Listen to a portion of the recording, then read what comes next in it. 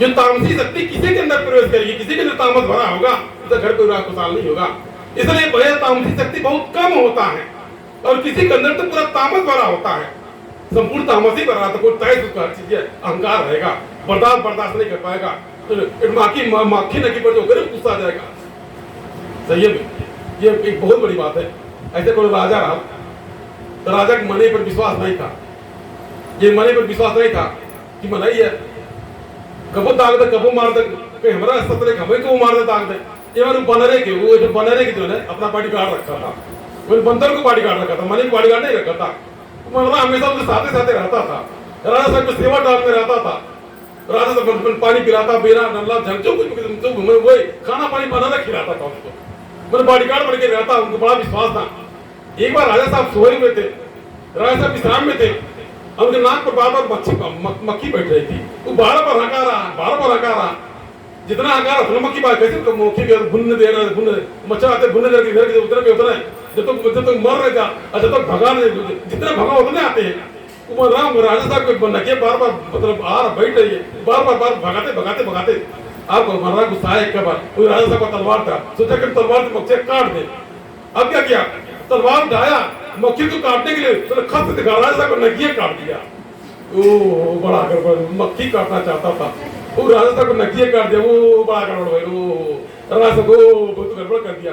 इसके पास बुद्धि है लेकिन विवेक नहीं है, मक्खी हगा कर तलवार का प्रयोग किया, इसके पास विवेक नहीं है। इस तरीके से संयम उसको पता चला। उसी प्रकार से मेरे कहने का तात्पर्य है, तो मनइयों में बुद्धि होता लेकिन विवेक नहीं होता, हम क्या कर रहे हैं, इसका परिणाम क्या होगा, विवेक नहीं होता है। तामसी शक्ति, जब मन में तामसी शक्ति आ जाती है, विवेक खत्म हो जाता, विवेक शून्य हो जाता है। वही जगदम्बा ने कहा कि जब हयग्रीव मेरी भक्ति आराधना में लग गया, मैं उसके अपने तामसी शक्ति में उसके समक्ष प्रकट हो गई, और तब जाकर उसने मुझे अमरत्व का वरदान मांगा। आपको पता होगा, महिषासुर के पिता ब्रह्मा से मांगा कि मैं अमर हो जाऊं। जितने भी आए दैत्य दानव, सबने अमर का वरदान मांगा, लेकिन कोई अमर नहीं हुआ, क्यों नाम अमर हुआ। एक ऐसे दैत्य दानव आए, धरती पर संत महात्मा जब भी तभी राजा रंग हर कोई आया चला गया, इसी को मृत्यु लोक कहा जाता, आया सो जाएगा, राजा रंग फकीर हर कोई दिन चला जाएगा। अब क्या था, जगदम्बा ने कहा इस धरती पर जो कोई भी आए उसको जाना पड़ता है, कुछ न कुछ उसके जीवन में कुछ कारण रहता, कुछ कारण मांग लो। उसने कहा नहीं, यदि आप मेरी भक्ति से प्रसन्न हैं, मेरी त्याग तपस्या विश्वास से अगर आप प्रसन्न हैं, तो मुझे अमरत्व का वरदान दी, मैं अमर जाऊं, की मरमर करे, मुझे कोई मार न सके। जिस प्रकार से अब सुन गया, हिरण्यकश्यप ने कोई मांग रखा था, न दिन में मरे न रात में मरे, न किसी अस्त्र न किसी शस्त्र से, लेकिन उसका भी समाधान हो गया, उसका भी खेल खत्म हो गया। उसी प्रकार से हयग्रीव ने कहा मैं अमर हो जाऊं, मुझे कोई मार न सके, मुझे अमरत्व का वरदान दीजिए।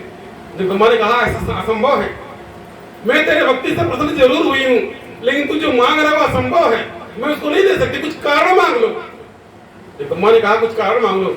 जिस बार से महिषासुर ने तपस्या किया था और परमपिता ब्रह्मा वरदान देने के लिए जब पहुंचे, तो महिषासुर ने मांगा कि मैं अमर हो जाऊं, मुझे कोई मार नहीं सके।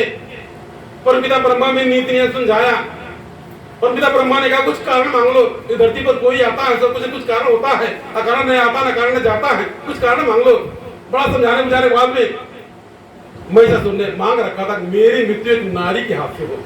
महिषासुर बड़ा वीर बलवान अपने आप को सबसे जानता था, और नारी को अबला जानता था। जब उसने विचार किया मैं इतना वीर पराक्रमी हूं, मेरे सामने कोई योद्धा क्या शत्रु उठाएगा, इसलिए मांग रखा था कि मेरी मृत्यु एक नारी के हाथ से। उसको क्या पता था कि उसको वध करने के लिए माता जी प्रकट हो जाएंगी। परमपिता ने कहा तथास्तु ऐसा ही होगा।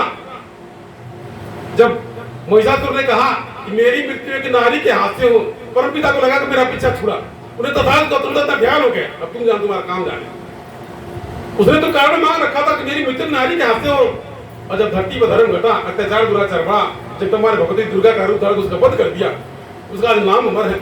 उसी प्रकार से हयग्रीव ने जगदम्बा से बार-बार कहा मुझे अमरत्व का वरदान दे, मैं अमर हो जाऊं। जगदम्बा ने कहा कुछ कारण मांग लो। बड़ा समझाने बताने के बाद में कहा जाता जिसको मात आप दुख दीना, उसके मति पहले हर लीना। और जिसको दुख कष्ट मिलना होता है उसका पहले दिमाग भ्रष्ट हो जाता है, बुद्धि भ्रष्ट हो जाता है। उसी प्रकार से जगदम्बा ने यूं समझ उसकी बुद्धि का हरण कर लिया। माता जी ने बार बार कहा मैं तुझसे प्रसन्न जरूर हूं, लेकिन कुछ कारण मांग लो, कुछ भी कारण मांग लो। हयग्रीव ने अपने आप को देखा, हयग्रीव ने अपने आप को देखा, मेरा शरीर मानव का है और सर घोड़े का है। इस धरती पर कोई ना घोड़े का सर लेकर के जन्मा है, कोई जन्मेगा। अगर घोड़ा जन्मेगा तो घोड़ा रहेगा, अगर मना ही रहेगा तो मना ही रहेगा। जब उसने अपने आप को देखा कि मेरा शकल लेकर कोई जन्मेगा नहीं, उसको याद आएगा, वो मतलब ठीक है, अगर आप चाह रहे मैं कारण मांगू तो मेरी मृत्यु मेरे हम शकल से हो।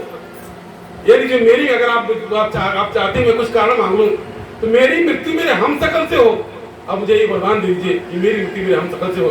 क्योंकि हयग्रीव जानता था कि न घोड़ा का सर लेकर कोई जन्मेगा न कोई जन्मा है, इसलिए कोई जन्मेगा घोड़ा का सर लेकर के, मेरा वध होगा। जितना ताश को चला ऐसा ही होगा। पुनः जो दमन जोर से टास्क किया, देवता का उसका समय आ गया। मेरे वरदान को पाकर के, आशीर्वाद को पाकर के अत्याचारी दुराचारी हो गया, चर हाहाकार मचा रहा है, धरती पर धर्म घटता जा रहा है। और उसका समय, उसका बोध का समय आ गया। जगदम्बा ने टास्क करते हुए जाओ विश्वकर्मा को बुलाओ, एक सुंदर घोड़ा लाया जाए और सुंदर घोड़े के मस्तक को काट दिया जाए और भगवान विष्णु के मस्तक पर रख, गर्दन पर रख दिया जाए, वो जुड़ जाएगा। ये जगदम्बा ने परामर्श दिया, आदेश दिया कि विश्वकर्मा जी को बुला करके एक सुंदर घोड़े को ला करके और घोड़े के मस्तक को काट करके भगवान विष्णु की गर्दन पर रख दिया जाए। इसके उपरांत वो जीवित हो चुकेंगे। अब जिस प्रकार से हयग्रीव उसका सर घोड़े का और धड़ मानव का, उसी प्रकार से भगवान विष्णु का भी हो जाएगा, इनका भी सर घोड़े का और धड़ मानव का। ये उसके हम शक्ल हो जाएंगे, हयग्रीव का हम शक्ल हो जाएंगे और जाकर उनका वध हो जाएगा, उसको खेल खत्म हो जाएगा, माता जी को पूरा हो जाएगा। जगदम्बा ने कहा अति शीघ्रता पूर्वक विश्वकर्मा जी को बुलाया जाए और घोड़े के मस्तक को काट करके गर्दन पर रख दिया जाए, जीवित हो जाएंगे। और जो हयग्रीव चारों ओर अत्याचार दुराचार फैला रहा है उसका वध हो जाएगा। आप कहता जगदम्बा का आदेश पाकर सब देवता जय जयकार करने लगे, प्रसन्नता की कोई सीमा नहीं रही, जय जयकार करने लगे, चारों ओर आनंद का उत्सव आ गया। तत्काल विश्वकर्मा जी को बुलाया गया। जगदम्बा अंदर ध्यान हो गई अपनी क्रिया को रच करके, विश्वकर्मा जी को बुलाया गया, घोड़ा लाया गया, उसका मस्तक काट करके सिर के गर्दन पे रखा गया, वे जीवित हो गए। हयग्रीव चारों तरफ हाहाकार मचा रहा था।